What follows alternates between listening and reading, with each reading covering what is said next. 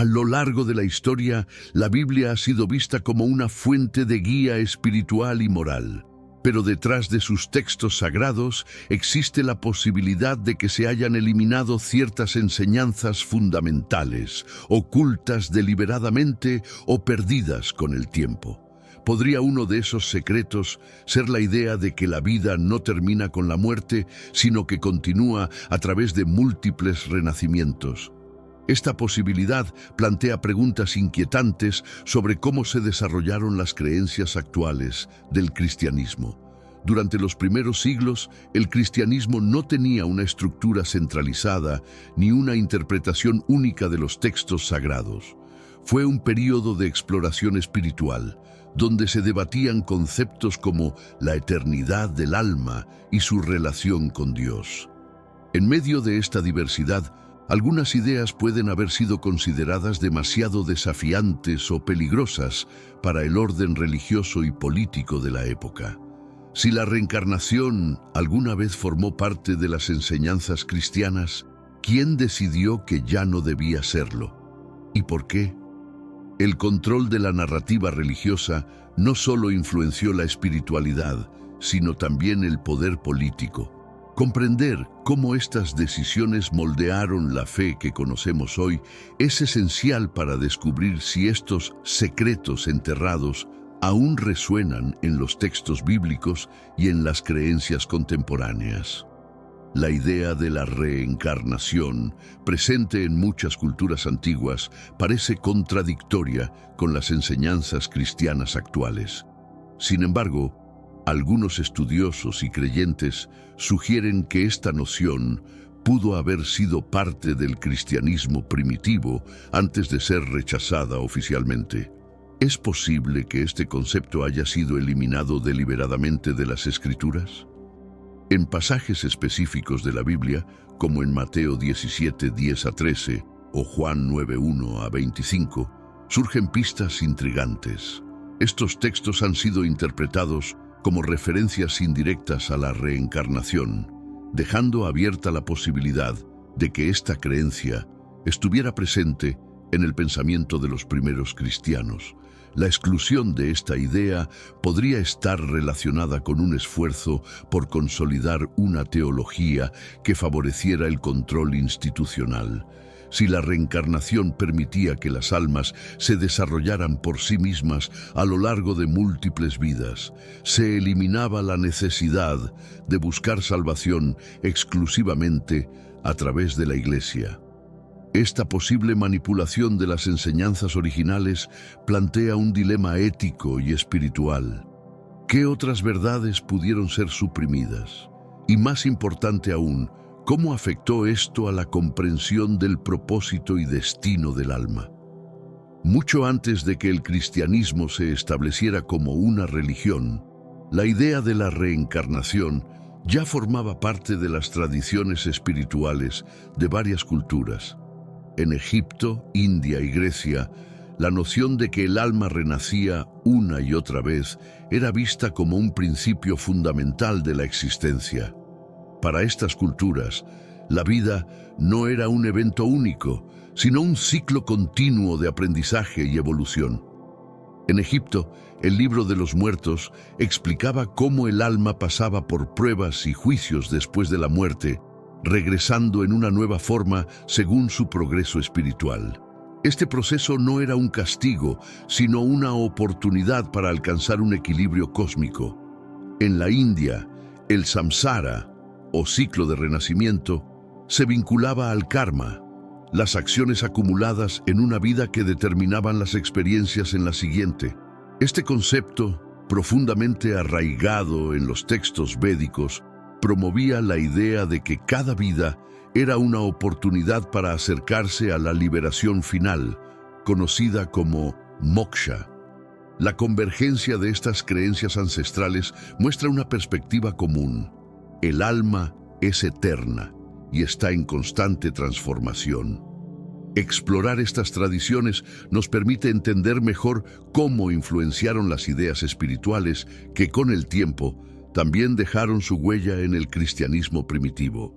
En las arenas del antiguo Egipto, los sacerdotes y sabios desarrollaron una profunda comprensión de la vida y la muerte.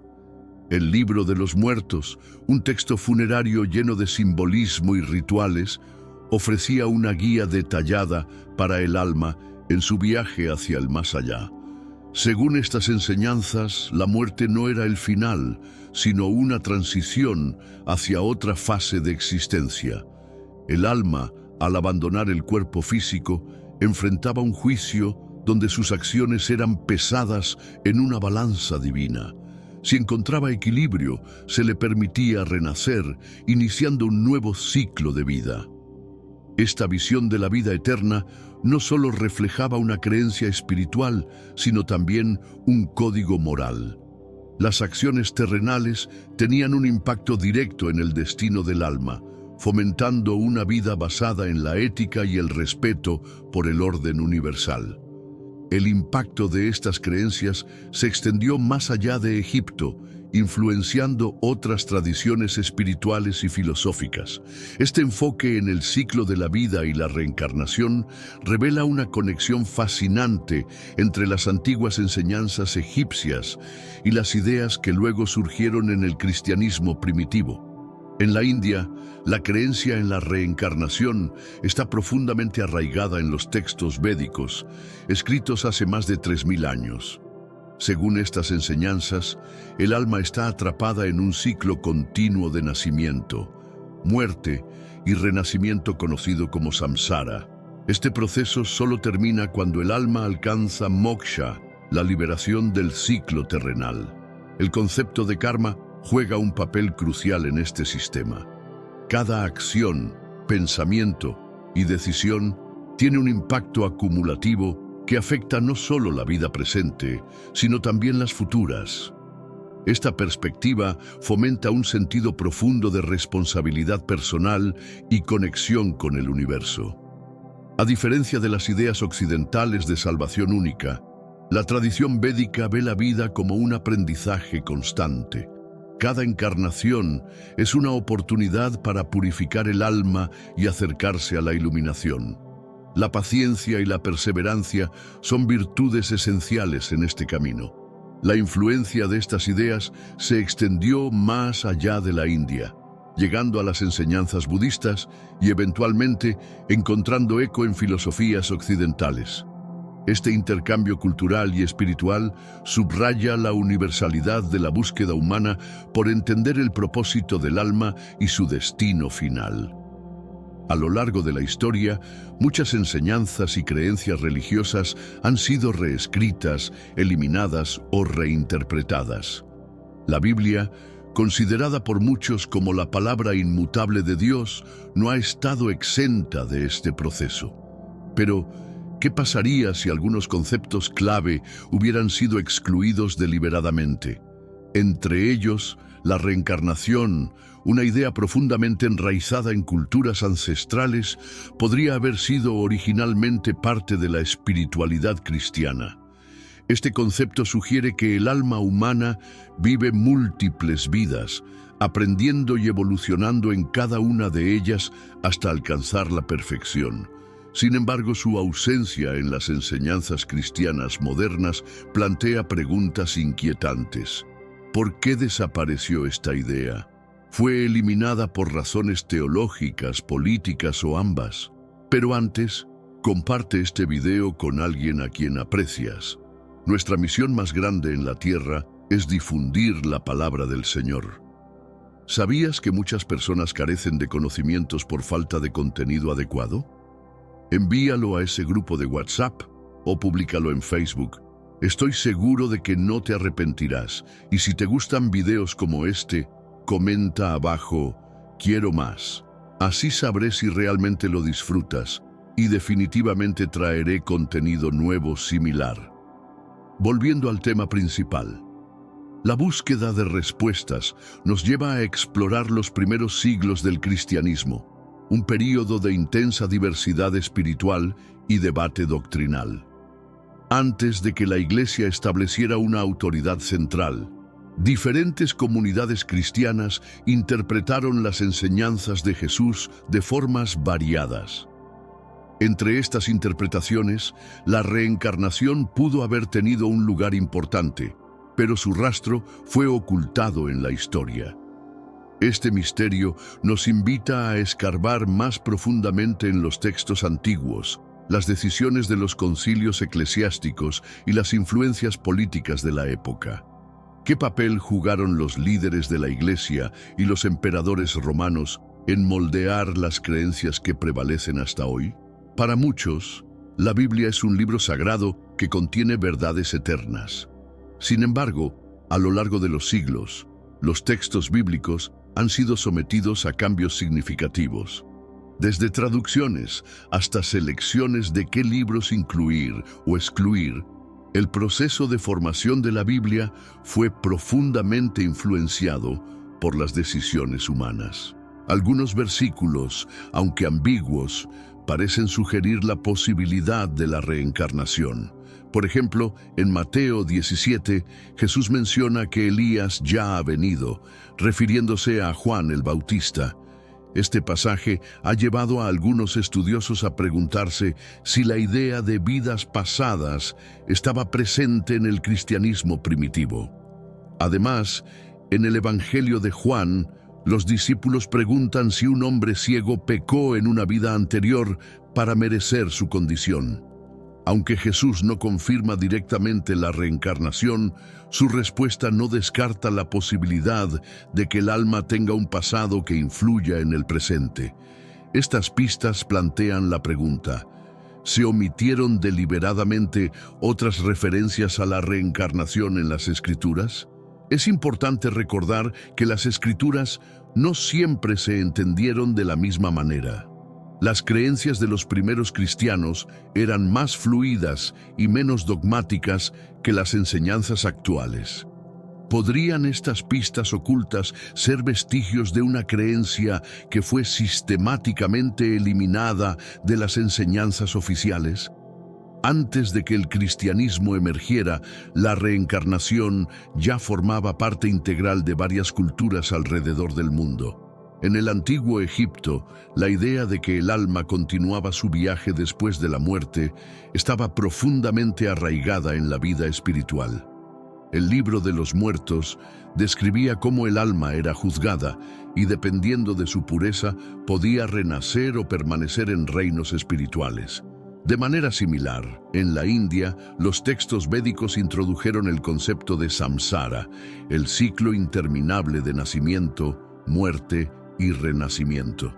Según estas enseñanzas, el karma acumulado por las acciones de una vida influía directamente en las experiencias de vidas futuras. Este sistema espiritual promovía la idea de que el crecimiento y la purificación del alma requerían múltiples existencias. En Grecia, filósofos como Pitágoras y Platón adoptaron y desarrollaron la idea de la reencarnación. Para ellos, el alma era inmortal y pasaba por varias vidas como parte de un proceso de aprendizaje y perfección. Pitágoras enseñaba que el alma podía ascender a través de un sistema divino hacia una unión con lo eterno. Estas creencias compartidas sugieren que la idea de la reencarnación no era exclusiva de una sola cultura o religión. En cambio, parecía ser una verdad universal reconocida por civilizaciones separadas por vastas distancias geográficas y temporales. ¿Qué podría explicar esta sorprendente coincidencia? El antiguo Egipto consideraba la muerte no como un final, sino como una transición hacia otra etapa de la existencia. Los sacerdotes egipcios, guardianes de un profundo conocimiento espiritual, veían el alma como un viajero eterno. En sus enseñanzas, la muerte era simplemente un paso hacia una nueva vida, donde el alma enfrentaba pruebas y juicios para determinar su destino. El libro de los muertos, una recopilación de textos sagrados egipcios, ofrecía instrucciones detalladas para que el alma navegara por el más allá. Este texto hablaba de la posibilidad de renacer en un nuevo cuerpo, dependiendo del equilibrio que el alma lograra en su vida anterior. Esta creencia en la continuidad de la vida reflejaba una profunda conexión con lo divino y con las leyes universales. El énfasis en la purificación del alma antes del renacimiento era central en la espiritualidad egipcia. Se creía que cada experiencia en el más allá era una oportunidad para que el alma avanzara hacia un estado de perfección. Esta visión influiría más tarde en otras culturas, incluidas las tradiciones griegas y cristianas primitivas. Sin embargo, a medida que el tiempo pasó, estas enseñanzas quedaron enterradas bajo las arenas de la historia, relegadas a un conocimiento esotérico. Hoy, al explorar el libro de los muertos, redescubrimos cómo los egipcios veían la vida como un ciclo eterno de transformación y renacimiento. En la India, la tradición védica introdujo una de las filosofías más completas sobre la reencarnación. El samsara, o ciclo de nacimiento, muerte y renacimiento, describe cómo el alma viaja a través de diferentes vidas, acumulando experiencias y karma. Este ciclo continúa hasta que el alma alcanza moksha, la liberación final del ciclo. El karma, un principio fundamental de estas enseñanzas, sostiene que las acciones de una vida determinan el curso de las futuras. Este concepto fomenta un sentido de responsabilidad personal, donde cada individuo es el arquitecto de su destino espiritual. La vida, por tanto, es vista como una escuela para el aprendizaje y la evolución del alma. La literatura védica, como los Upanishads, profundiza en estas ideas, explicando cómo la meditación, la devoción y el conocimiento pueden ayudar al alma a liberarse de las ataduras mundanas. En este contexto, la reencarnación no es un castigo, sino una oportunidad para el crecimiento espiritual continuo. En este mundo actual, vemos cada vez más personas yendo en contra de los principios tradicionales y parece que lo inmoral está cada vez más presente. Es común sentirse desorientado y sin rumbo. Sin embargo, aún existe un camino para recuperar la verdadera esencia y restablecer los principios éticos en nuestra rutina diaria. Si te sientes perdido en medio de la confusión y deseas más claridad, tenemos algo especial para ti, un recurso creado especialmente para ayudarte a comprender el significado de estos desafíos actuales y enfrentarlos con sabiduría y valentía. Este es el verdadero valor de Caminos de la Revelación, descifrando la Biblia por completo, un camino hacia la claridad y la serenidad a través de sus enseñanzas. Lo mejor de todo es que está disponible ahora, como un regalo, en el primer comentario fijado. No pierdas esta oportunidad de transformar tu vida y descubrir el propósito genuino de estos desafíos. Ahora volvamos al tema principal del vídeo. El impacto de estas enseñanzas trascendió las fronteras de la India, influyendo en otras culturas y religiones a lo largo de la historia. Incluso hoy, el samsara y el moksha son conceptos centrales en el hinduismo y el budismo, ofreciendo una visión del alma como un viajero eterno en busca de la iluminación. Pitágoras, conocido por su contribución a las matemáticas, también era un filósofo profundamente espiritual. Creía que el universo tenía una estructura divina y que el alma humana formaba parte de este gran diseño. Para Pitágoras, la reencarnación era un mecanismo por el cual el alma aprendía, evolucionaba y se purificaba a través de múltiples vidas. Según sus enseñanzas, cada vida era una oportunidad para que el alma ascendiera en la jerarquía cósmica. Este proceso no era arbitrario, estaba regido por leyes universales que conectaban las acciones de una vida con las consecuencias en otras. Pitágoras enseñaba que el autoconocimiento y la disciplina eran esenciales para romper el ciclo de renacimientos y alcanzar la perfección espiritual. La influencia de Pitágoras se extendió más allá de su tiempo, influyendo en otros pensadores como Platón y Sócrates. Su énfasis en la relación entre la moralidad y el destino del alma resonó profundamente en las filosofías posteriores, incluyendo las creencias cristianas primitivas. Hoy en día, el legado de Pitágoras nos recuerda que la reencarnación no era solo un concepto místico, sino una filosofía de vida que unía la ciencia, la espiritualidad y el desarrollo personal en una visión integrada del universo. En la antigua Grecia, Platón desarrolló una visión filosófica que colocaba al alma en el centro del universo. En sus diálogos, particularmente en el Fedón, Platón exploró la idea de que el alma es inmortal y pasa por ciclos de muerte y renacimiento. Este proceso, según él, permitía al alma purificarse y aprender de sus experiencias. Sócrates, mentor de Platón, también compartía esta creencia. Durante sus últimos momentos, narrados por Platón, Sócrates argumentó que la muerte no era un final, sino un paso hacia otra forma de existencia. Esta perspectiva ofrecía consuelo y un sentido de propósito, mostrando cómo las almas imperfectas podían regresar para continuar su viaje hacia la sabiduría y la perfección. Para estos filósofos, la reencarnación era un reflejo del orden cósmico. Cada vida representaba una lección, un paso en el camino hacia la comprensión de las verdades universales. Platón veía este ciclo como un proceso necesario para que el alma alcanzara su estado ideal y se uniera al mundo de las ideas. Las enseñanzas de Platón y Sócrates dejaron una huella duradera en la filosofía occidental. Su enfoque en la inmortalidad del alma y la reencarnación influyó en las creencias espirituales de generaciones posteriores, incluyendo las primeras interpretaciones cristianas. La reencarnación no es una idea exclusiva de una cultura o región específica. Desde Egipto hasta la India, pasando por Grecia y más allá, las civilizaciones antiguas compartían la creencia de que el alma humana era eterna y pasaba por múltiples existencias.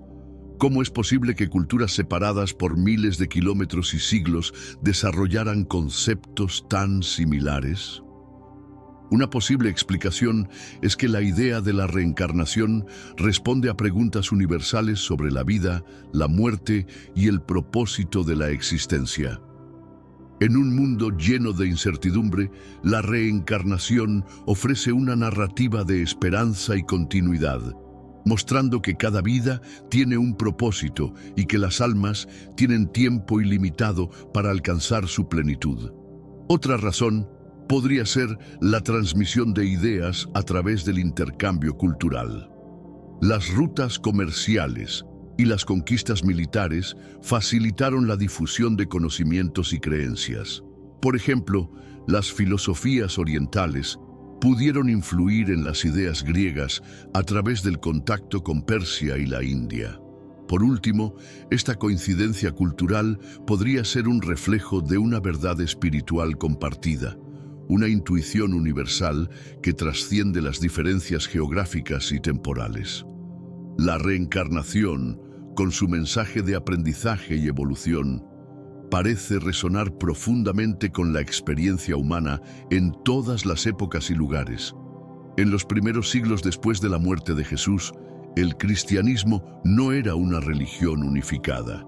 Las comunidades cristianas interpretaban las enseñanzas de Jesús de maneras diversas, reflejando una época de exploración espiritual. Durante este periodo, conceptos como la reencarnación pudieron haber sido parte de las creencias cristianas antes de ser rechazados por la ortodoxia. Las primeras comunidades cristianas estaban profundamente influenciadas por las filosofías y religiones de su tiempo. Los escritos de los padres de la Iglesia, como Orígenes, muestran una apertura hacia ideas místicas y conceptos, como la purificación del alma a través de múltiples vidas. Estas creencias no eran vistas como incompatibles con las enseñanzas de Jesús, sino como una extensión de ellas. Sin embargo, Con el tiempo, la Iglesia comenzó a centralizar su autoridad y a establecer una doctrina oficial. Esto llevó a la exclusión de ideas que no se alineaban con las enseñanzas dominantes, incluyendo la reencarnación. Las creencias divergentes fueron etiquetadas como heréticas y eliminadas del discurso oficial. Esta transición de una diversidad de creencias a un dogma unificado marcó un punto de inflexión en la historia del cristianismo. La pregunta que queda es, ¿qué perdió el cristianismo en este proceso de consolidación? ¿Y qué nos podrían enseñar hoy estas creencias olvidadas? Orígenes de Alejandría, uno de los primeros teólogos cristianos, fue una figura clave en la integración de las ideas místicas y filosóficas dentro del cristianismo. Profundamente influenciado por las tradiciones de Egipto, Grecia y el Medio Oriente, Orígenes creía que el alma no era una creación temporal, sino que tenía una existencia eterna y pasaba por múltiples ciclos de vida. En su obra De Principiis, Orígenes propuso que el alma humana se purificaba a través de experiencias en diferentes vidas, acercándose cada vez más a la perfección divina. Para él, la reencarnación no era un castigo, sino una herramienta de aprendizaje y redención espiritual. Este concepto encajaba perfectamente con las enseñanzas de Jesús sobre la purificación, el perdón y la salvación. Sin embargo, las ideas de Orígenes no fueron bien recibidas por la Iglesia en el largo plazo. En un esfuerzo por consolidar su autoridad, los líderes eclesiásticos rechazaron sus enseñanzas sobre la reencarnación y lo declararon hereje en el siglo VI. A pesar de esto, su legado filosófico y espiritual continúa siendo una fuente de inspiración para quienes buscan una comprensión más amplia del cristianismo.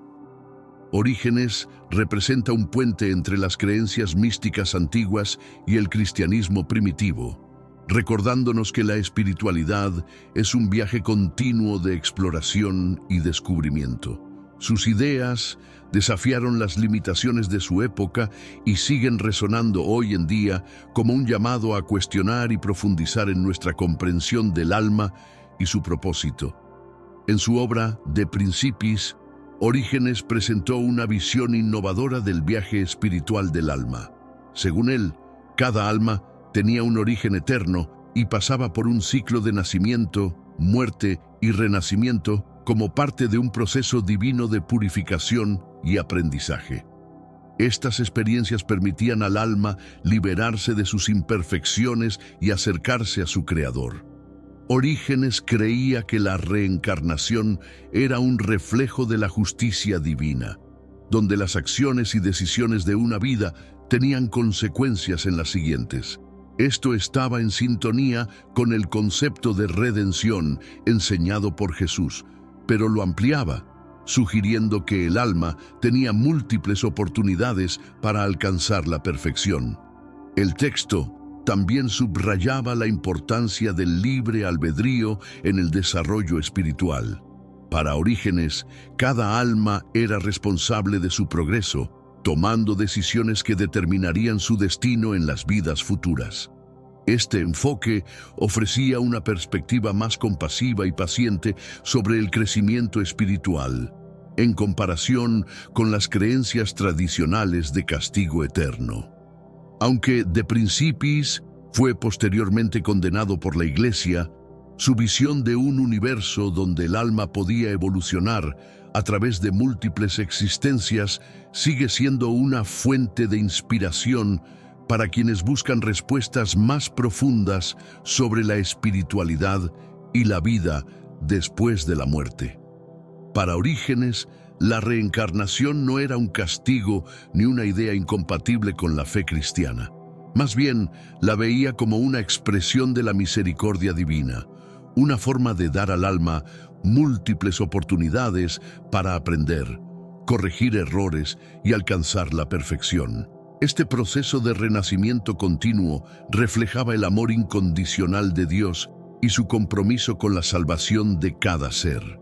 En lugar de castigar a las almas eternamente por sus errores, la reencarnación les permitía crecer y evolucionar a través de las experiencias de diferentes vidas. Cada vida ofrecía nuevas lecciones, desafíos y oportunidades para redimirse y avanzar hacia la unión con lo divino. Orígenes también argumentaba que este ciclo era necesario para que el alma comprendiera plenamente la profundidad de las enseñanzas de Cristo. La salvación, según él, no podía lograrse de manera instantánea, sino que requería tiempo, esfuerzo y repetidas experiencias. Este enfoque presentaba un contraste radical con las doctrinas más estrictas que posteriormente se adoptarían en el cristianismo. Aunque sus ideas fueron rechazadas por la Iglesia, la visión de Orígenes sigue desafiando las interpretaciones tradicionales y nos invita a reconsiderar el propósito más amplio de la vida y la espiritualidad. ¿Y si la reencarnación es, en realidad, una manifestación del amor divino?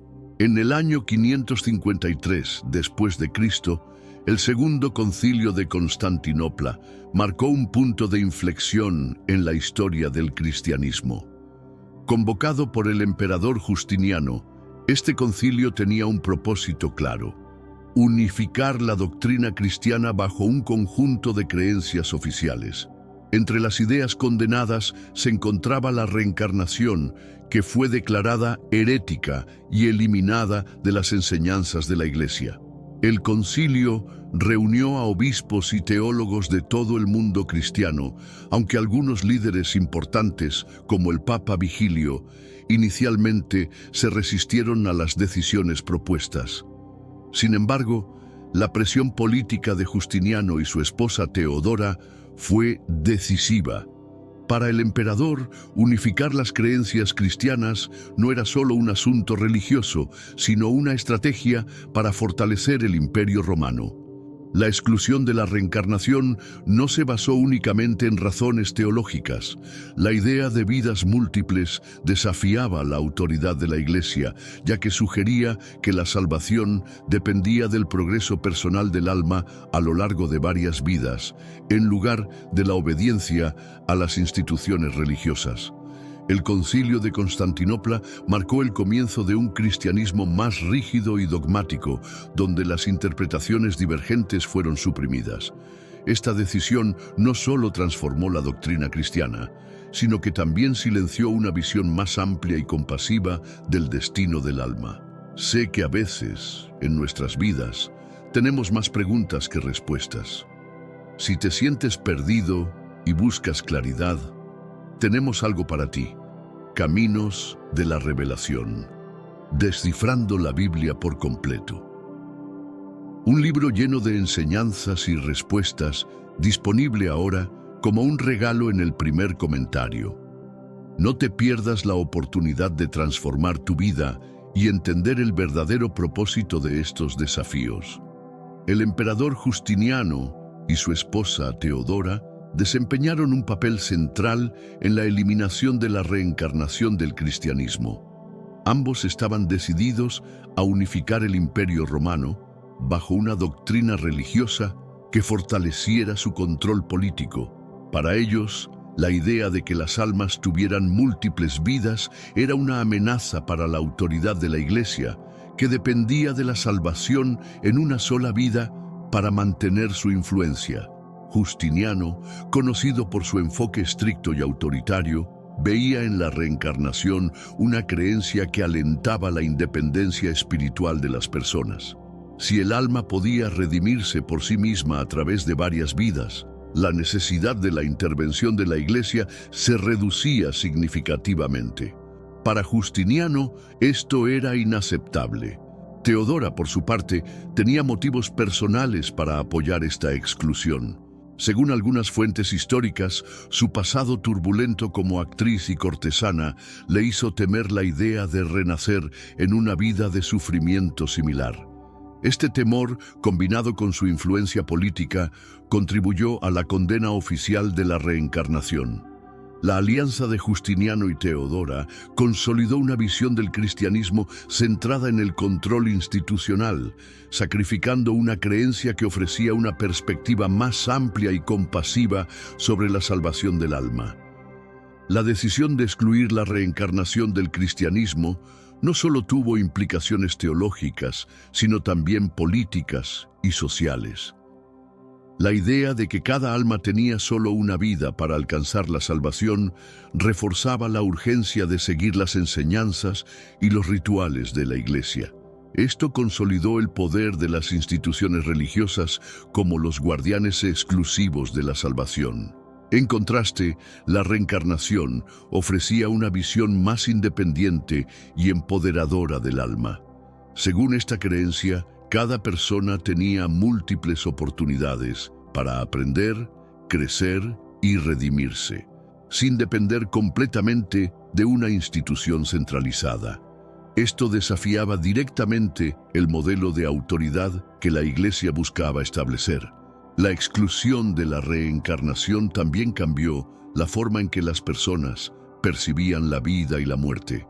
La salvación se convirtió en un objetivo que debía lograrse en un solo intento, lo que generó un mayor control sobre los fieles y fomentó la obediencia a las normas religiosas. Sin embargo, al eliminar esta creencia, también se perdió una visión más compasiva y paciente de la evolución espiritual. La reencarnación, con su mensaje de aprendizaje continuo, representaba un enfoque que promovía la autocomprensión y el desarrollo a lo largo del tiempo. A pesar de la exclusión oficial de la reencarnación de las doctrinas cristianas, algunos versículos bíblicos parecen insinuar que esta idea estaba presente en las creencias primitivas. Uno de los ejemplos más citados es Mateo 17, 10-13, donde Jesús afirma que Elías ya ha venido, refiriéndose a Juan el Bautista como su reencarnación.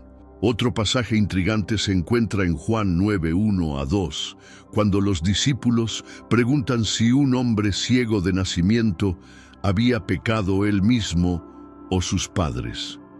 Esta pregunta sugiere que los discípulos consideraban la posibilidad de que el hombre hubiera pecado en una vida anterior. Jesús no descarta esta idea, sino que ofrece una respuesta que implica un propósito divino para la ceguera. En Juan 3, 3-7, Jesús habla de la necesidad de nacer de nuevo para entrar en el reino de Dios, aunque comúnmente se interpreta como un renacimiento espiritual. Algunos eruditos sugieren que también podría aludir al ciclo de renacimientos físicos.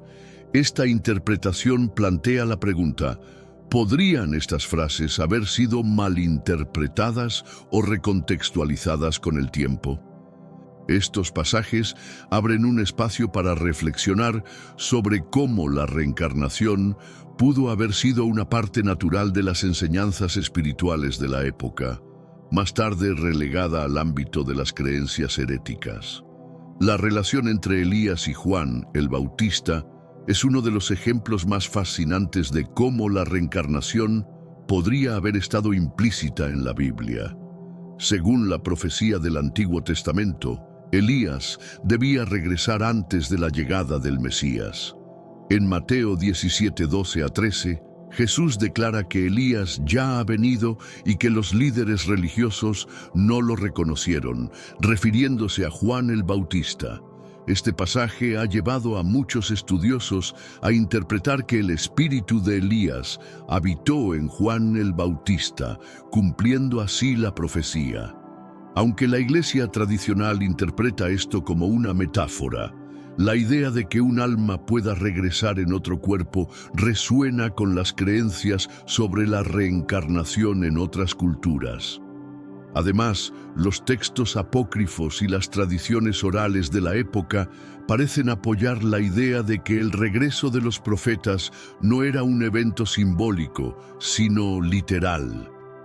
La conexión entre Elías y Juan el Bautista sugiere que las creencias sobre la transmigración de las almas podrían haber sido más comunes de lo que pensamos.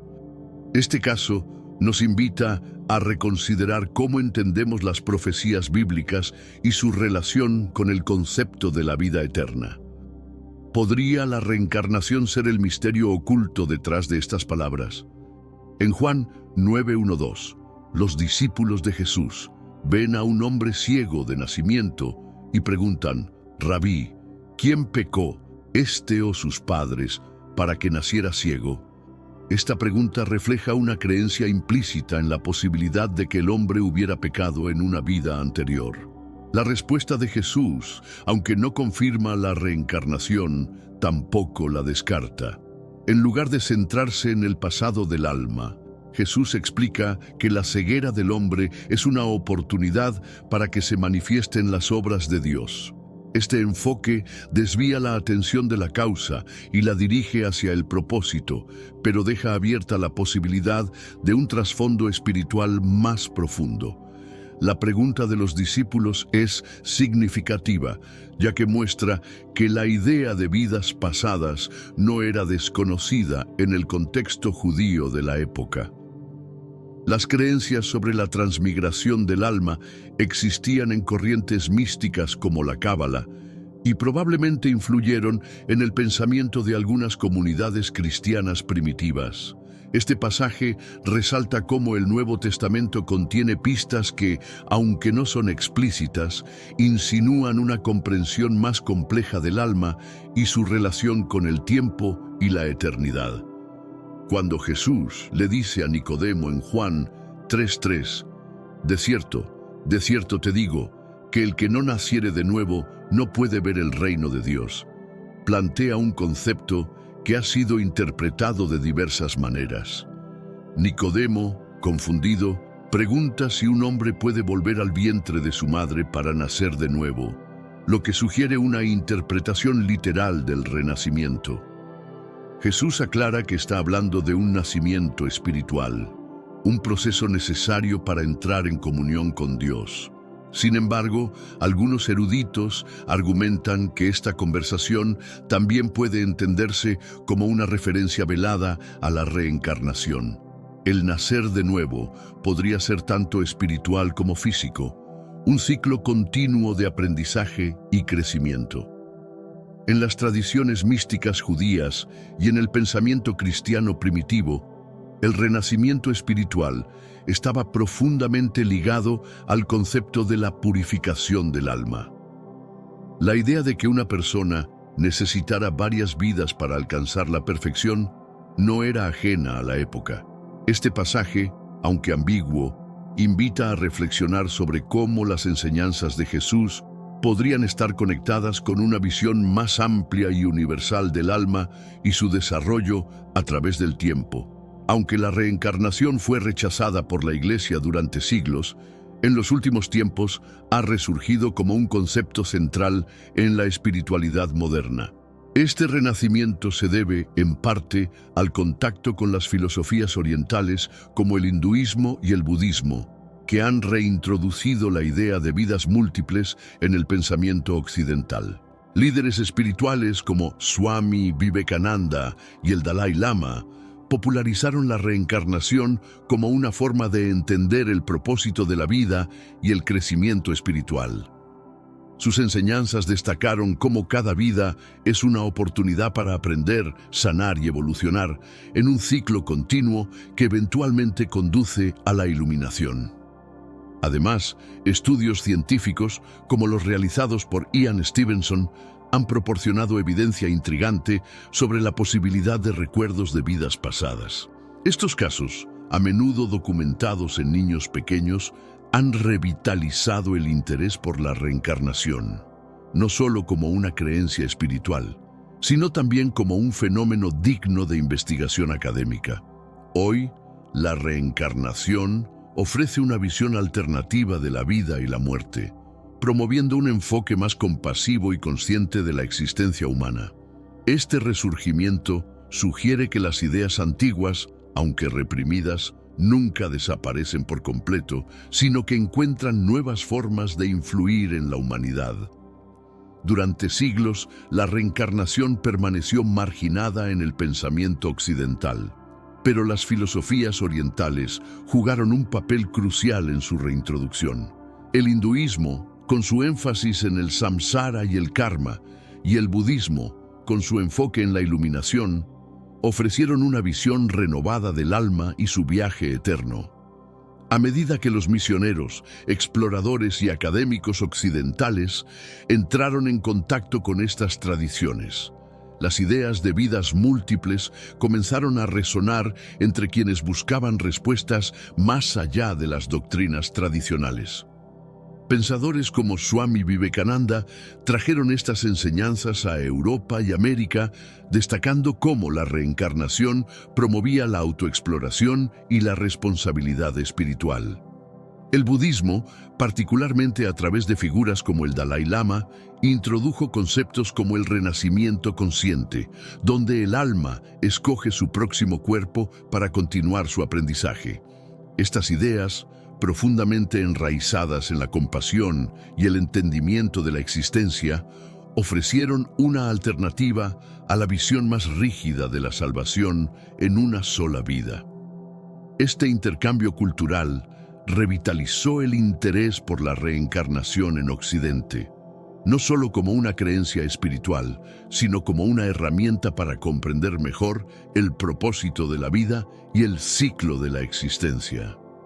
Uno de los aspectos más intrigantes de la reencarnación son los casos documentados de personas que afirman recordar vidas pasadas. Investigadores como Ian Stevenson, un psiquiatra de la Universidad de Virginia, dedicaron décadas a estudiar a niños que describían recuerdos detallados de vidas anteriores. Estos niños proporcionaban información precisa sobre personas, lugares y eventos que nunca habían conocido, y muchos de estos datos fueron verificados posteriormente. Por ejemplo, algunos niños podían identificar familias y hogares de vidas anteriores, narrando historias que coincidían con registros históricos. Aunque estos casos no son pruebas definitivas de la reencarnación, han planteado preguntas importantes sobre la naturaleza del alma y la memoria. ¿Podrían estos recuerdos ser fragmentos de vidas pasadas o son fenómenos psicológicos aún no comprendidos? Estas investigaciones han desafiado la visión materialista de la existencia, abriendo un diálogo entre la ciencia y la espiritualidad. La posibilidad de que el alma conserve información de vidas anteriores sugiere una conexión más profunda entre nuestras experiencias y el misterio de la existencia. En las últimas décadas, las terapias de regresión a vidas pasadas han ganado popularidad como una herramienta para explorar el subconsciente y sanar traumas emocionales. Popularizadas por terapeutas como Brian Weiss, estas prácticas permiten a los individuos acceder a recuerdos de posibles vidas anteriores para comprender patrones recurrentes en su vida actual. Durante una sesión de regresión, las personas suelen experimentar imágenes, emociones y sensaciones que parecen provenir de otro tiempo y lugar. Estos recuerdos, aunque no siempre verificables, a menudo revelan conexiones emocionales profundas con los problemas que enfrentan en el presente. Por ejemplo, alguien con miedo inexplicable al agua podría recordar un evento traumático relacionado con el agua en una vida pasada. Al procesar esta experiencia, muchos reportan una liberación emocional y una mejora significativa en su bienestar psicológico. Aunque estas terapias son vistas con escepticismo por algunos, han demostrado ser herramientas poderosas para el crecimiento personal y la sanación. Más allá de su validez científica, la regresión ofrece una nueva perspectiva sobre cómo el pasado, incluso uno desconocido, puede influir en nuestro presente. La reencarnación sigue siendo una de las ideas más poderosas y duraderas en la historia de la humanidad. Su atractivo radica en su capacidad para responder preguntas fundamentales sobre el propósito de la vida, el significado del sufrimiento y la conexión entre las personas. La creencia en vidas múltiples ofrece esperanza y consuelo, sugiriendo que cada vida es una oportunidad para aprender, crecer y corregir errores. Este enfoque elimina el temor al castigo eterno y promueve una visión más compasiva y progresiva del desarrollo espiritual. Además, la reencarnación resuena con el sentido de justicia universal. La idea de que nuestras acciones tienen consecuencias más allá de una sola vida fomenta un profundo sentido de responsabilidad y conexión con los demás. Cada vida, según esta perspectiva, es parte de un tejido mayor de aprendizaje y evolución. En un mundo cada vez más complejo, la reencarnación sigue inspirando a personas de todas las culturas y religiones, recordándonos que el viaje del alma es tan eterno como su capacidad para amar y aprender. La reencarnación no es solo una creencia espiritual, sino un reflejo de las preguntas más profundas de la humanidad sobre el propósito de la existencia, ya sea como una verdad universal, un fenómeno psicológico o un símbolo cultural. Sigue fascinando a personas de todas las épocas y contextos. Para quienes creen en ella, la reencarnación ofrece una narrativa esperanzadora. Cada vida es un capítulo en una historia continua, una oportunidad para acercarse a la perfección y a lo divino. Para otros, representa un desafío a las creencias tradicionales, invitando a reflexionar sobre la naturaleza del alma y su conexión con el universo. Independientemente de las creencias individuales, la idea de la reencarnación nos impulsa a vivir con propósito, bondad y responsabilidad. Nos recuerda que nuestras acciones tienen un impacto duradero, no solo en esta vida, sino posiblemente en muchas más. Al final, lo que importa no es tanto si el alma renace, sino cómo elegimos vivir cada momento. La reencarnación, ya sea una verdad literal o una metáfora espiritual, nos invita a mirar hacia el futuro con esperanza y hacia el presente con gratitud.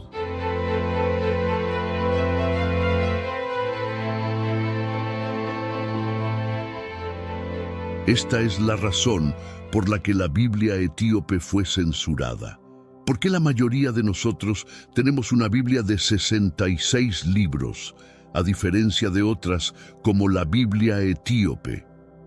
La Biblia es un libro histórico, pero a diferencia de cualquier otro libro de historia disponible en una biblioteca pública, la historia de la Biblia comienza con la creación del mundo y termina con el fin de los tiempos. Ningún otro libro de historia cubre una gama tan amplia de eventos en la Tierra. El misterio de la Biblia etíope comienza con su propia existencia. ¿Por qué un texto tan antiguo y venerado no es tan conocido como otras versiones de la Biblia? La respuesta a esta pregunta está profundamente entrelazada con la historia y la política de la Iglesia cristiana primitiva.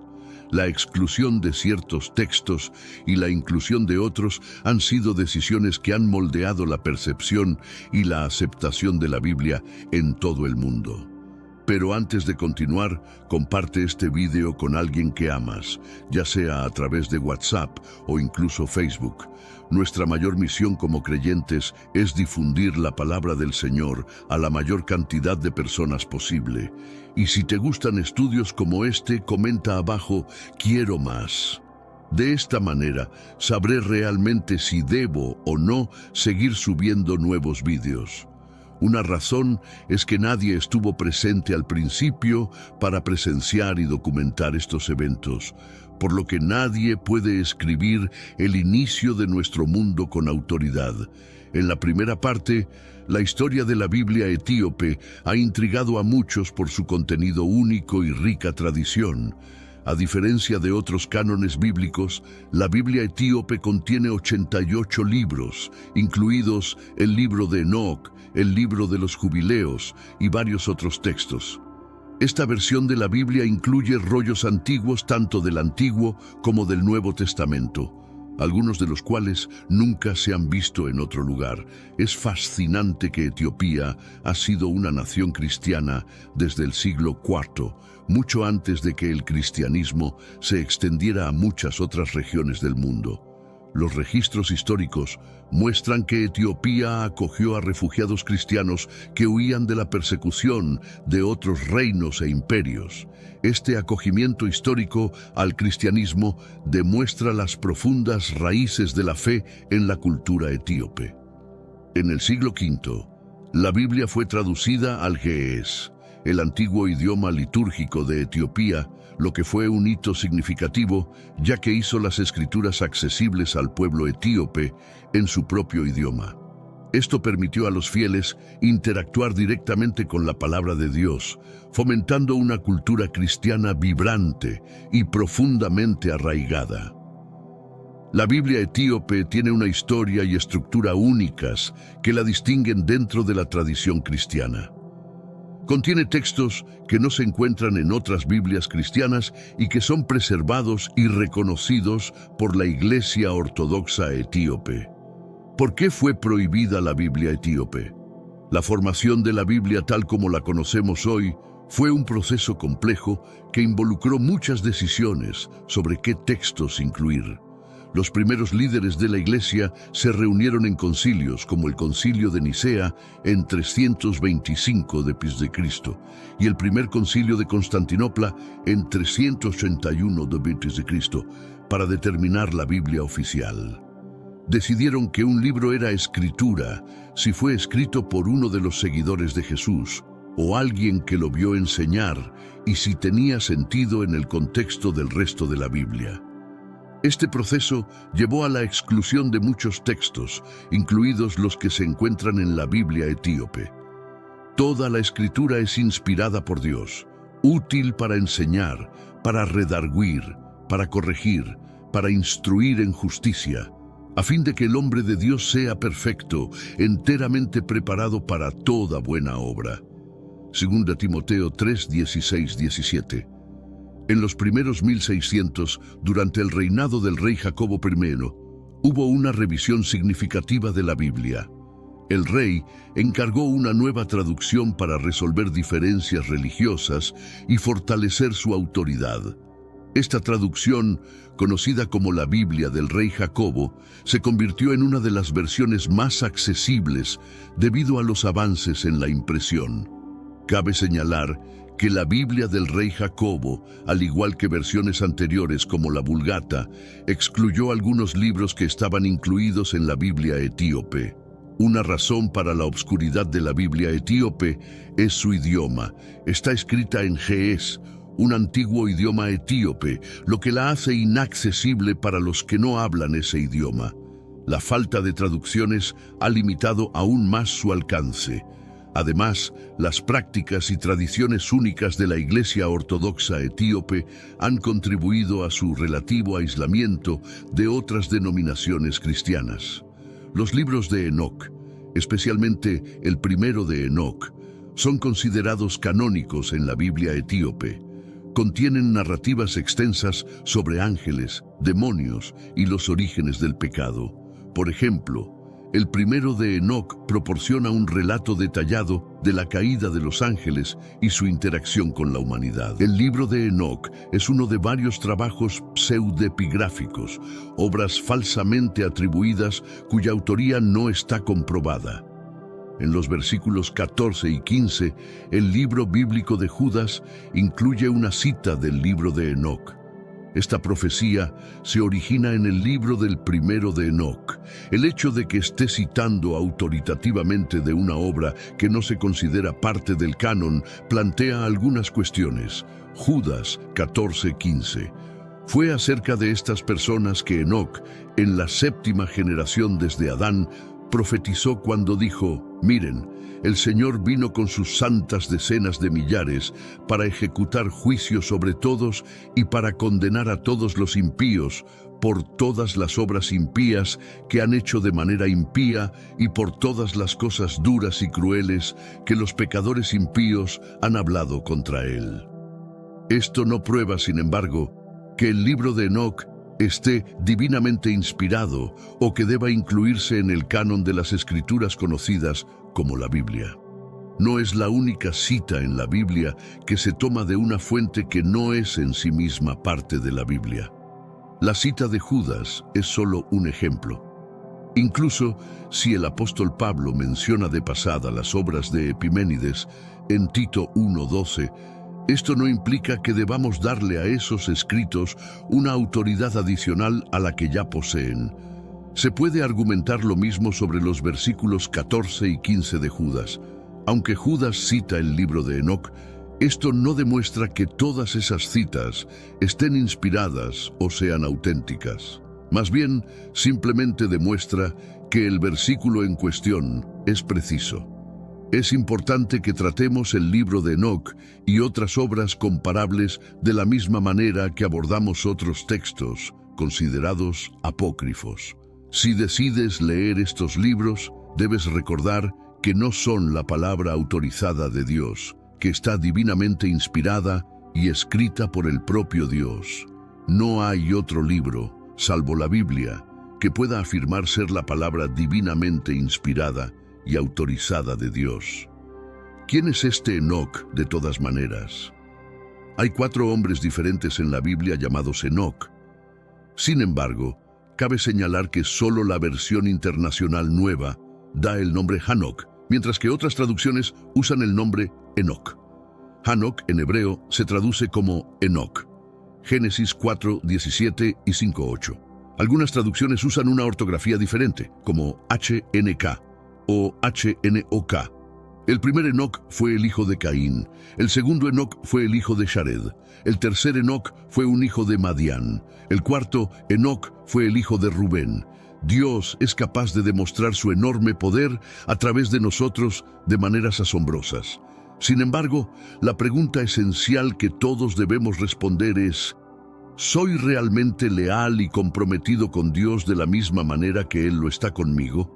La Biblia retrata a varias personas cuya respuesta al amor de Dios por ellos fue de agradecimiento sincero, devoción inquebrantable y celo intenso. Debido a esto, hay muchas demostraciones maravillosas de su enorme poder a través de ellos. Enoc, una de las maneras en que crecemos en el reino, es prosperar en encuentros directos con Dios a través de su palabra y del ministerio del Espíritu Santo. Pero otra manera es seguir cuidadosamente y aprender de aquellos que han ido adelante, ya sea históricamente o actualmente vivos. Enoc es una figura notable en la Biblia. Según nuestro conocimiento bíblico, su hijo Matusalén fue registrado como el hombre más viejo. Judas afirma que Enoc profetizó sobre el Señor, trayendo ira sobre la gente en el futuro cercano. Enoc vivió en los días de Noé, cuando había una corrupción moral generalizada. Era conocido por caminar con Dios y profetizar sobre el juicio inminente, una profecía que no está registrada en la Biblia. Esto se encuentra en Génesis 5, 22 y 24. La Biblia dice que Enoc caminó con Dios en una época en la que la mayoría de sus contemporáneos simplemente fueron registrados por su nacimiento y descendencia. Enoc destaca como un hombre que caminó con Dios. En los libros de historia, Enoc fue presentado como otros, pero a pesar de no haber vivido tanto como algunos de los otros hombres, su testimonio es llamativo.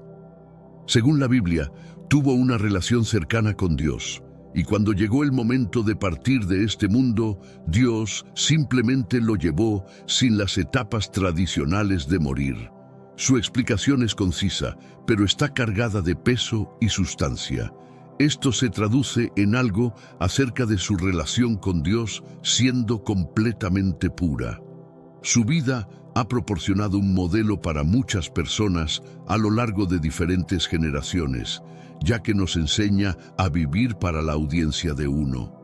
Nos imparte este conocimiento de manera sutil, sabiendo que si perseguimos una comunión profunda con Dios, con todo nuestro corazón, tendremos un encuentro fresco con Dios como resultado de nuestros esfuerzos. El caso de Enoc fue el primer rapto documentado, porque Dios simplemente lo tomó.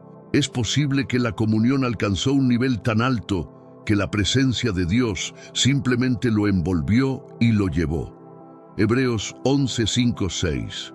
Por la fe, Enoc fue llevado para que no viera la muerte, y no fue hallado porque Dios lo había tomado. Porque antes de ser llevado, tuvo este testimonio, que agradó a Dios, y Enoc tuvo una relación con Dios. ¿Por qué importa la historia bíblica de Enoc? Podemos ver paralelismos en la historia de Enoc con la historia de Apocalipsis, aún por venir. En un mundo malvado estamos llamados a ser justos y a caminar en fe con Dios. Es necesario que usemos nuestro juicio para distinguir entre lo que es verdadero y lo que no lo es. Sin embargo, al igual que los apóstoles se inspiraron en pensadores y poetas no religiosos, nosotros también podemos extraer otras obras literarias en busca de fragmentos de revelación divina. Debemos considerar el libro de Enoc y libros similares de la misma manera que hacemos con otros escritos apócrifos. Algunas de las afirmaciones del apócrifo son verdaderas y precisas, pero muchas de ellas son falsas e históricamente inexactas. Al leer estos libros, debemos considerarlos documentos históricos interesantes, pero falibles, no como la palabra inspirada y autorizada de Dios. La Biblia etíope también contiene jubileos. El libro de Jubileos, también conocido como el Pequeño Génesis, reescribe gran parte del contenido del libro de Génesis con detalles e interpretaciones adicionales. Jubileos proporciona una narración más elaborada de la historia de la creación, las vidas de los patriarcas y el establecimiento de las leyes y costumbres judías.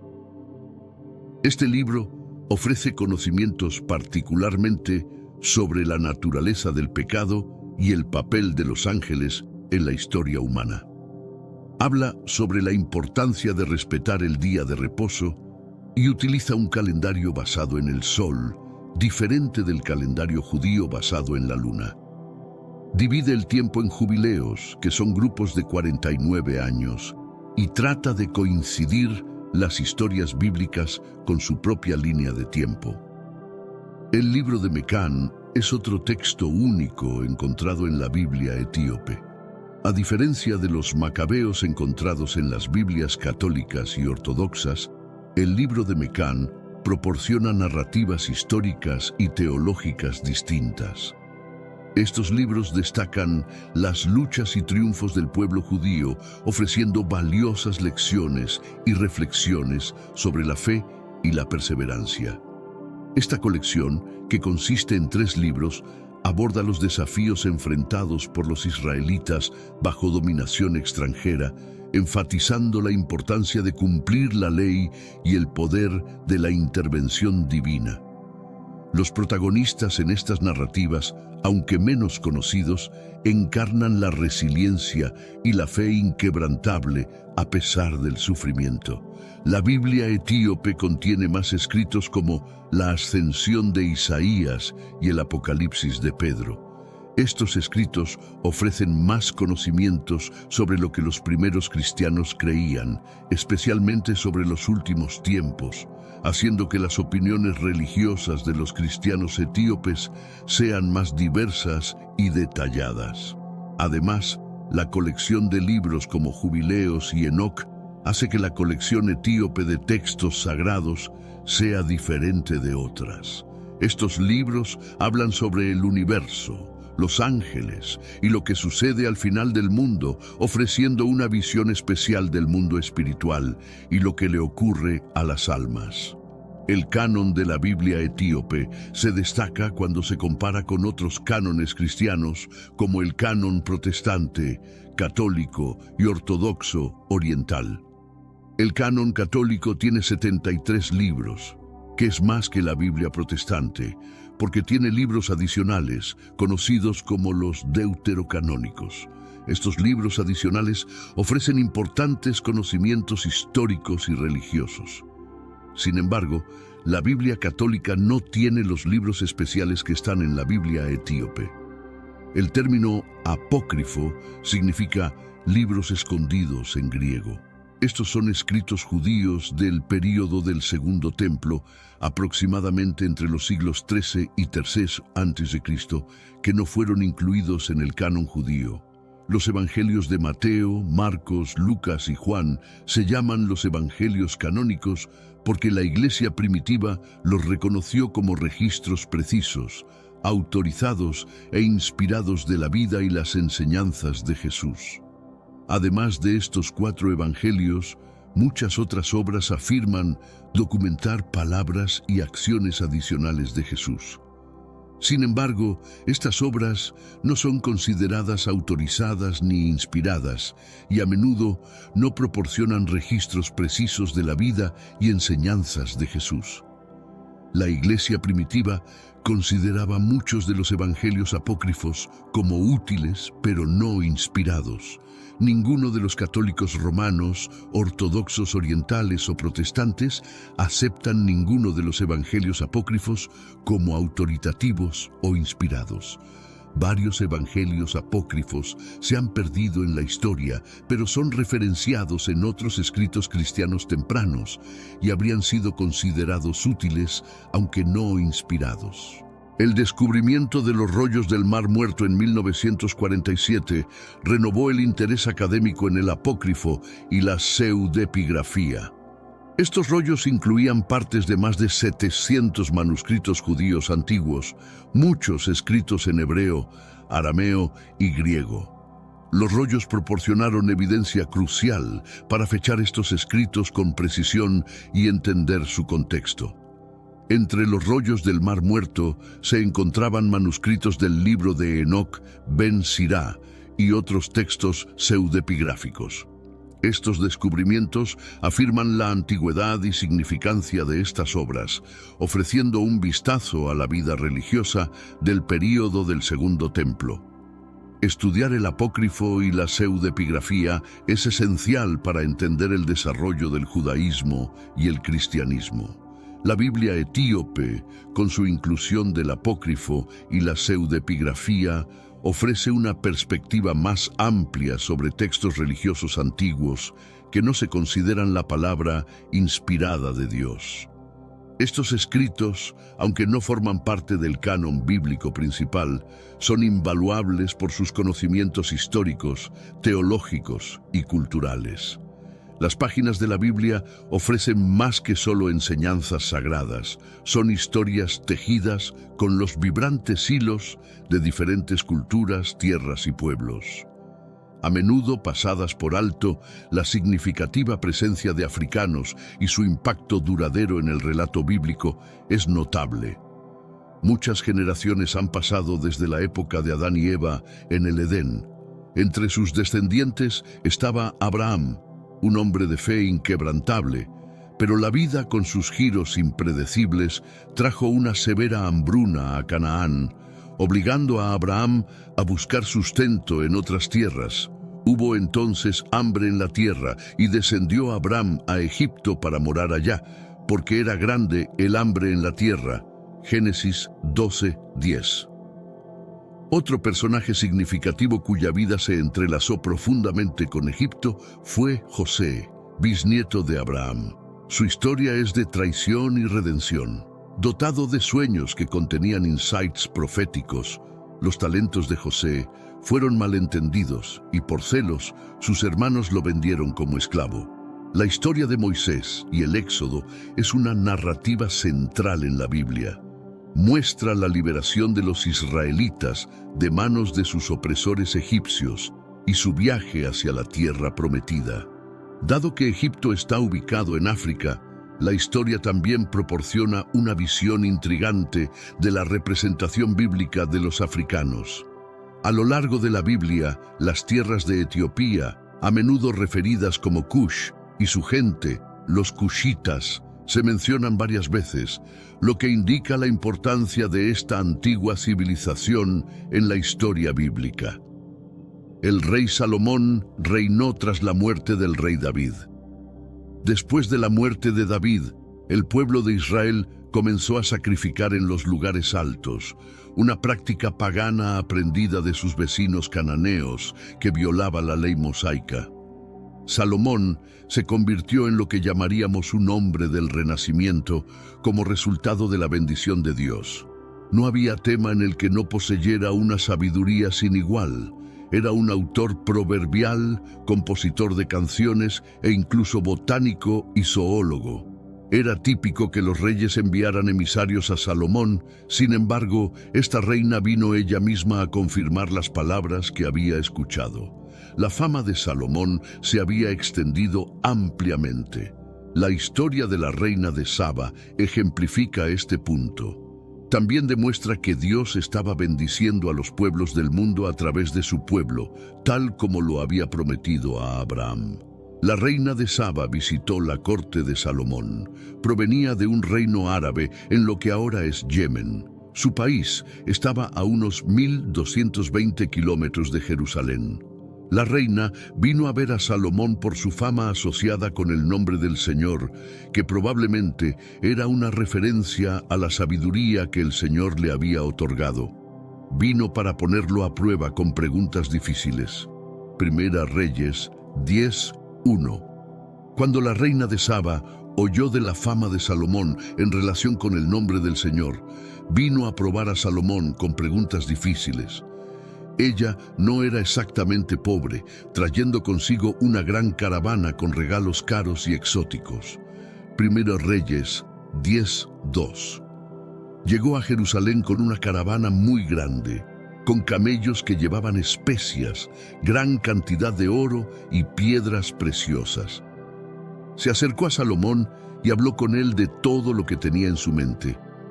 Pero la sabiduría y la riqueza de Salomón estaban mucho más allá de su comprensión, dejándola sin aliento para cuando escuchó sus explicaciones y vio su glorioso reino.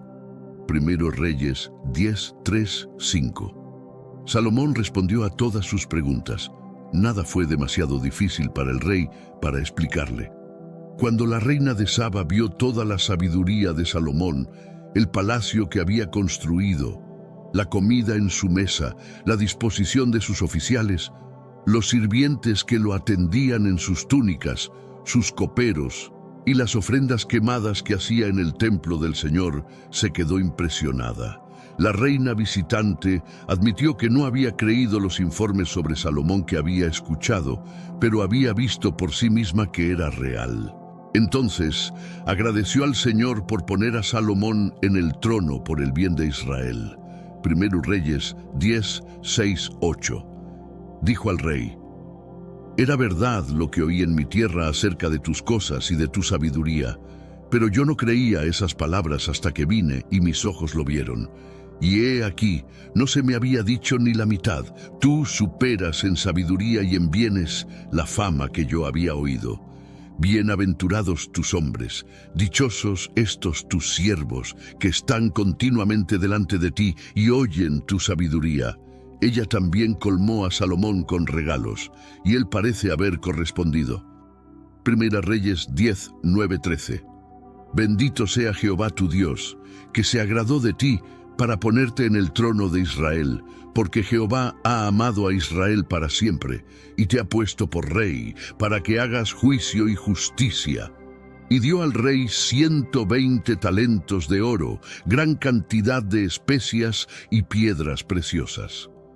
Nunca llegó tal cantidad de especias como las que la reina de Saba dio al rey Salomón. También las naves de Hiram, que trajeron oro de Ofir, trajeron de Ofir gran cantidad de madera de sándalo y piedras preciosas. El rey utilizó la madera de sándalo para hacer soportes para el templo del Señor y para el palacio real, así como para hacer arpas y liras para los músicos.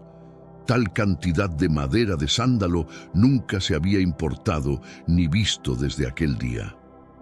El rey Salomón dio a la reina de Saba todo lo que ella quiso y pidió, además de lo que le había dado de su propia mano. Después, ella se volvió y regresó con sus siervos a su país. Un dato interesante sobre la reina de Saba es que no tomaba a las personas al pie de la letra, ya sea por sus propios informes o por la reputación que habían ganado de otras personas. En otras palabras, quería ver los resultados por sí misma. Otra cosa interesante que demostró la reina de Saba fue que no compartía ninguno de sus regalos con Salomón, ni intentaba entablar una relación más cercana con él hasta que estaba satisfecha de que él los merecía. Más tarde, Jesús mencionó a la reina de Saba, también llamada la reina del sur, en su condena a los escribas y fariseos. Mateo 12:42. La reina del sur se levantará en el juicio con esta generación y la condenará, porque vino desde los confines de la tierra para oír la sabiduría de Salomón. Y he aquí, algo mayor que Salomón está aquí. Ella estaba dispuesta a viajar cientos de millas para escuchar la sabiduría de Salomón, pero mientras que el Hijo de Dios superaba con creces a Salomón en sabiduría y gloria, los líderes religiosos judíos solo se burlaban de él. Según Jesús, en el juicio final, la reina de Saba señalará a ellos en condenación. No tendrán excusa por haber rechazado al Mesías.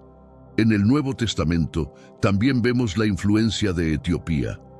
Felipe, un evangelista cristiano temprano, fue instruido por un ángel para viajar al sur por el camino de Jerusalén a Gaza. En el camino encontró a un eunuco etíope que era un alto funcionario encargado del tesoro de la reina etíope. El eunuco estaba leyendo en voz alta del libro de Isaías, perplejo por un pasaje en particular. Felipe se acercó a él y le preguntó si entendía lo que estaba leyendo. El eunuco respondió: ¿Cómo podré si alguien no me enseña? Hechos 8:31. Entonces Felipe explicó el pasaje, revelando cómo señalaba a Jesús. Mientras viajaban, encontraron agua, y el eunuco expresó su deseo de ser bautizado. «Mira, aquí hay agua. ¿Qué impide que yo sea bautizado?» Hechos 8:36. Felipe lo bautizó, y cuando salieron del agua, el Espíritu del Señor arrebató a Felipe. Sin embargo, Felipe apareció en Azoto y viajó predicando el Evangelio en todas las ciudades hasta llegar a Cesarea. Hechos 8:39. El eunuco, lleno de alegría, continuó su viaje, convirtiéndose en uno de los primeros conversos cristianos registrados de África. ¿Por qué algunos libros fueron excluidos mientras otros permanecieron? La Biblia es crucial para la fe cristiana, ya que es la fuente principal de información sobre Dios, quién es y lo que ha hecho por nosotros. Además, revela conocimientos sobre la humanidad, incluyendo nuestro carácter, historia y necesidades espirituales. La Biblia también describe el plan de salvación de Dios, ofreciendo perdón y renovación para la humanidad en su estado pecaminoso. También establece los estándares de Dios de lo correcto y lo incorrecto, y comunica su voluntad para sus creaciones. Dado que la fe cristiana está arraigada en la esperanza para el futuro, la Biblia es indispensable para guiar nuestro camino hacia la eternidad. La importancia de la Biblia y sus revelaciones no puede ser subestimada. La Biblia es un libro excepcional. Fue escrito por alrededor de 40 autores humanos durante un periodo de 1500 años, comenzando con Moisés en el siglo XV a.C. La Biblia fue escrita en dos idiomas principales, hebreo y griego, con algunas porciones del Antiguo Testamento en arameo. El grupo diverso de autores vino de varios ámbitos de la vida, incluyendo a Moisés, Josué y renombrados profetas como Samuel, Isaías, Jeremías y Ezequiel. Esto hace de la Biblia una obra verdaderamente única e inigualable. Los autores de la Biblia tenían diversos antecedentes. Por ejemplo, había autores como David, quien comenzó como pastor, pero más tarde se convirtió en el rey de Israel. Como rey, David escribió muchos de los salmos, proporcionando un rico trasfondo poético para las verdades bíblicas. Otros escritores fueron agricultores, guerreros o pescadores. A pesar de sus diferentes antecedentes, todos contribuyeron a la Biblia. La Biblia en sí misma es única. Contiene una amplia gama de contenido, incluyendo leyes morales y políticas, historia, poesía, profecía y cartas, pero mantiene continuidad desde Génesis hasta Apocalipsis en la fe cristiana. La unidad de la Biblia, admitida su diversidad, se atribuye al trabajo del Espíritu Santo en lugar de a los autores humanos. La dificultad de producir un libro como la Biblia es evidente cuando se considera que fue escrita por 40 autores diferentes durante un lapso de 1500 años. Incluso con acceso a toda la literatura del mundo, sería imposible crear una segunda Biblia idéntica a la original. La Biblia es vista como una producción sobrenatural, distinta de otras obras. Presenta una representación consistente de Dios y del mundo. Aunque algunos de los escritores pueden haber tenido acceso a otros manuscritos que contenían información histórica, la Biblia no es simplemente una copia de esos libros. En cambio, los autores seleccionaron e incluyeron lo que creían ser verdad, resultando en una cuenta fresca, única y autorizada de la verdad de Dios. La Biblia es un libro sobrenatural. Sería imposible explicar el origen de la Biblia por cualquier otro medio que no sea conocer que afirma ser un libro sobrenatural, guiado por el Espíritu Santo, y apoya sus afirmaciones con los hechos presentados. El contenido de la Biblia indica que es de origen sobrenatural, porque contiene revelaciones más allá del conocimiento humano. También proporciona la perspectiva de Dios sobre la actividad y la historia humana, que solo puede conocerse a través de la revelación divina. La Biblia no solo es sobrenatural en su origen, sino también en su verdad. Trata temas como la salvación, el perdón, la justicia, la restauración espiritual y la esperanza para la eternidad. El alcance de la revelación se extiende desde la eternidad pasada hasta la eternidad futura, lo que obviamente requiere revelación divina. Oremos. Padre Celestial, oramos por claridad. Abre nuestras mentes y corazones para recibir tu verdad. Oramos para que tus palabras continúen siendo la luz guía en nuestras vidas, iluminando nuestro camino a través de la oscuridad, tal como has prometido en el Salmo 119, 105. Que tu sabiduría divina y enseñanza brillen intensamente, guiándonos en cada paso que tomemos. Ayúdanos a recordar siempre que en momentos de incertidumbre o desafío podemos encontrar dirección y claridad a través de tus palabras sagradas. Fortalece nuestra fe y corazones para que podamos seguir tus caminos. ¿Alguna vez te has detenido a pensar en cómo se originaron los pueblos africanos? La Biblia, con su riqueza de narrativas y genealogías, arroja luz sobre estas fascinantes preguntas. Revela una historia intrincada que conecta la trayectoria de los pueblos africanos con eventos postdiluvianos. Después del diluvio, Noé y sus 3 hijos, Sem, Cam y Jafet, recibieron bendiciones y responsabilidades distintas para repoblar la tierra. Esta división es fundamental para entender el origen de los diferentes grupos étnicos. Cada hijo de Noé tuvo un papel crucial en la formación de las civilizaciones que conocemos hoy, especialmente en el continente africano. La Biblia menciona específicamente a Cam y sus descendientes como los ancestros de los pueblos africanos. En este contexto, los relatos bíblicos no solo proporcionan genealogías, sino también enseñanzas y lecciones que han perdurado a lo largo del tiempo. Esta historia se convierte en un puente entre la antigüedad bíblica y la comprensión moderna de la diversidad humana. Hoy vamos a desentrañar las genealogías bíblicas, descubriendo cómo Cam y sus hijos Cus, Misraim, Put y Canaán desempeñaron roles significativos en la formación de los pueblos africanos. Prepárate para un viaje a través del tiempo y la historia, donde cada nombre y cada relato tiene un profundo significado. Comparte este video con alguien que amas. Nuestra mayor misión como creyentes es difundir la palabra del Señor a la mayor cantidad de personas posible. Y si te gusta y quieres estudios más completos como este, comenta abajo, quiero más. De esta manera sabré si realmente estás disfrutando del contenido que te entrego todos los días. La Biblia es una fuente inagotable de narrativas y genealogías que nos permiten comprender el origen de diferentes pueblos y culturas. Desde Adán hasta Noé, y desde Noé hasta los patriarcas de las diversas naciones, estos relatos nos ofrecen una visión única de la historia antigua. Cada genealogía no es solo una lista de nombres, sino una puerta a las historias de las personas que dieron forma a nuestro mundo. Las genealogías en la Biblia no solo documentan descendencias, sino que también reflejan las relaciones y las interacciones entre diferentes grupos étnicos. Por ejemplo, en Génesis 10, conocido como la Tabla de las Naciones, se describe cómo los hijos de Noé se dispersaron por toda la tierra después del diluvio. Este capítulo es clave para entender la distribución de los pueblos antiguos.